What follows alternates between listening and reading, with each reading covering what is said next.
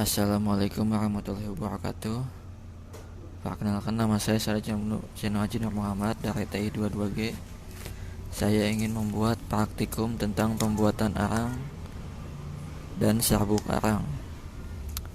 Tujuan praktikum kali ini adalah mempelajari cara pembuatan arang dan fungsinya pada kehidupan sehari-hari.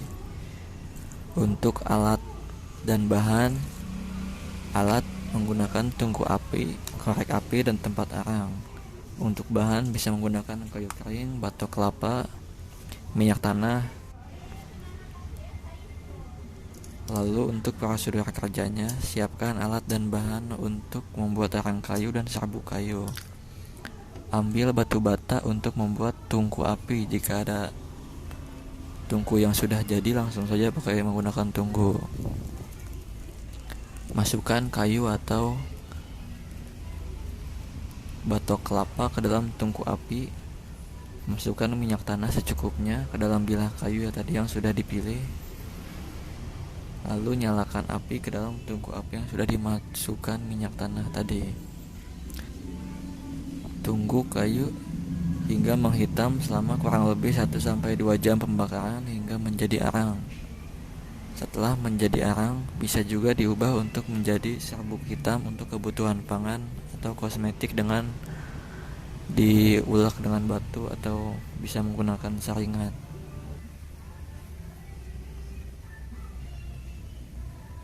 Selagi proses pembakaran, saya akan menjelaskan sedikit tentang apa itu arang.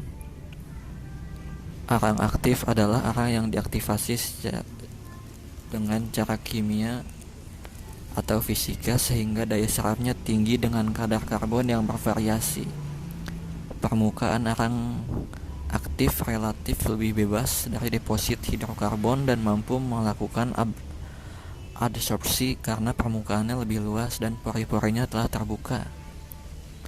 Unsur karbon dengan nama kimia Si pada arang aktif mampu menyerap anion, kation, dan molekul dalam untuk membentuk senyawa organik maupun anorganik, baik secara larutan maupun sebagai gas. Hal ini dikarenakan karena atom karbon tersebut terikat secara kovalen dalam suatu kisi heksagonal yang mirip dengan grafit. Plat-plat ini terkumpul satu sama lain membentuk kristal dengan susunan tidak beraturan atau dalam kurung amorf, dengan jarak antar platnya acak. Perkembangan terakhir di Jepang menunjukkan bahwa arang aktif dari kayu dapat menyerap uap formaldehida yang berasal dari formalin. Atas dasar ini, arang aktif dibuat dari serbuk kayu acacia magnum akan digunakan sebagai bahan penangkap gas formaldehyda yang diemisikan dari kayu lapis, sekaligus berfungsi sebagai pengisi guna mengurangi pemakaian perekat murni dan mengatur kekentalan ramuan perekat. Hasil dan pembahasan pembuatan arang kayu. Arang kayu merupakan salah satu komoditas ekspor non-migas yang terbuat dari bahan dasar kayu. Arang kayu ini digunakan secara luas sebagai bahan bakar untuk keperluan memasak, baik untuk keperluan rumah tangga, restoran, perhotelan. Komponennya terdiri dari karbon terikat atau fixed karbon, abu, air, dan nitrogen, dan sulfur. Arang kayu bermanfaat sebagai penyerap dan pelepas unsur hara atau pupuk dalam bidang kesuburan tanah karena memiliki luas permukaan dalam yang besar dan kurang lebih sama dengan kalori tanah. Arang kayu paling banyak digunakan untuk keperluan memasak seperti yang sudah dijelaskan tadi. Sedangkan penggunaan arang kayu yang lainnya adalah sebagai penjernih air, penggunaan dalam bidang kesehatan, dan masih banyak lagi. Apalagi Indonesia adalah negara tropis yang dataran tanahnya sangat cocok ditanami oleh pohon kelapa atau pohon lain untuk bahan dasar kayu arang. Apalagi di masa depan, kebutuhan bahan bakar alternatif sangat dibutuhkan oleh negara-negara asing yang sangat mengutamakan keramahan bahan bakar karena arang ini tidak menimbulkan polusi sebesar bahan bakar minyak yang tersedia saat ini. Kayu arang di luar negeri biasanya sudah diolah menjadi briket. Briket ialah kayu arang yang sudah dipres hingga sangat padat.